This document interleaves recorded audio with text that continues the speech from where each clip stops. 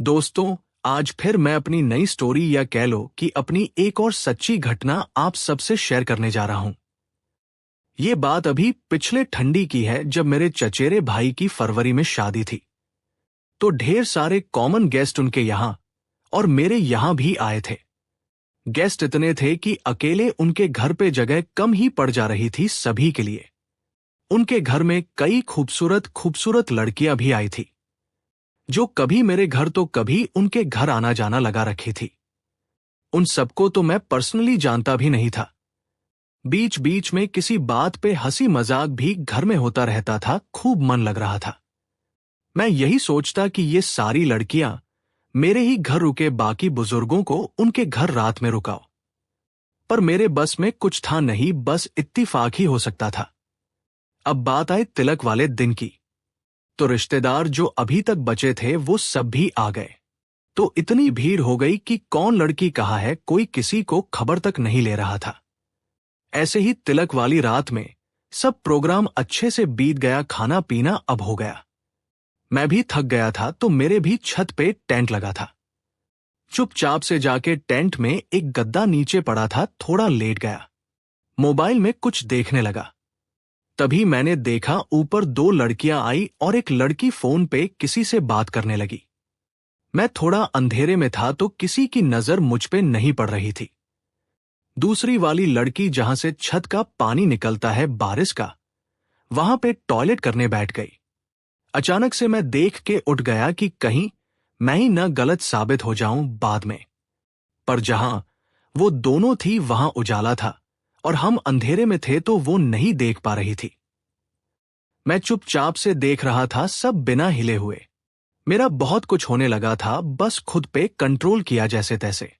उन दोनों की उम्र लगभग 20-22 तक रही होगी। पर मैं उस टाइम अगर कुछ बोलता तो पक्का वो लड़कियां कभी न पट पाती हमसे। कुछ देर बात करके वो चली गई नीचे। 10 मिनट रुक के मैं भी नीचे आ गया। लगभग आधे घंटे तक बाहर सब सामान समेटवा के सब सोने की तैयारी करने लगे।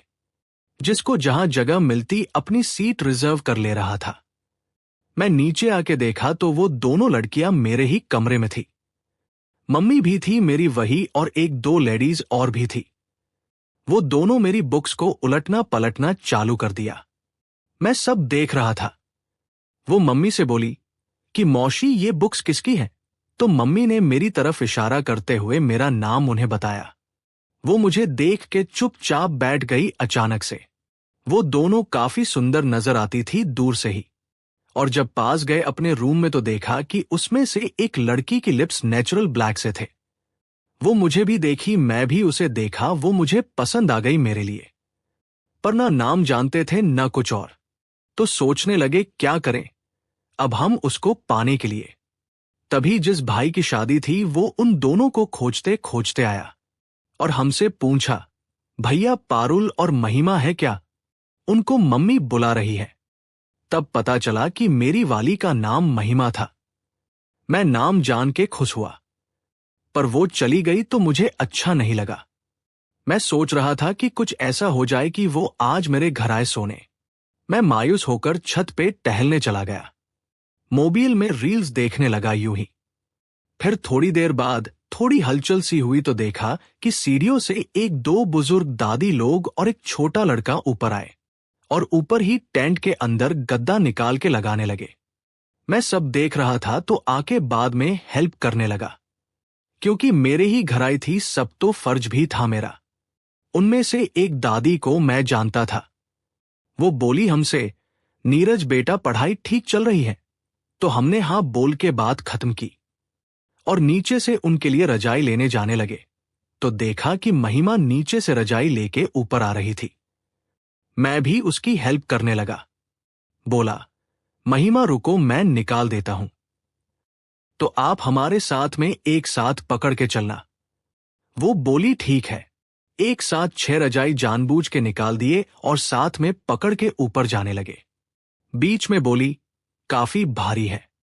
मैं बोला, तभी तो आपकी हेल्प कर रहे वरना अकेले ले जाती। तो वो हंस पड़ी तो मुझे अच्छा लगा कि चलो कुछ तो बात हुई। फिलहाल हम रजाई लेके गए दादी लोग को दिए और उनमें से एक महिमा की सगी दादी थी। तो वो उनका पैर दबाने लग गई तो मैं भी पास में बैठ गया। मैं, उसकी दादी और महिमा बातें करने लगे। बातें करते करते दादी उसकी सो ही गई और फिर हम ही दोनों बातों में लगे रहे। थोड़ी देर बाद उसे भी वही सोना था, तो वो उठी और नीचे गई और वापस 5 मिनट में आई। मैं समझ गया कि अभी मेरे सामने तो यहां सुसु नहीं करने वाली थी, इसलिए नीचे होके आई। मैं वही बैठा रहा, वो आई और लास्ट में जहां जगह थी लेटने लगी।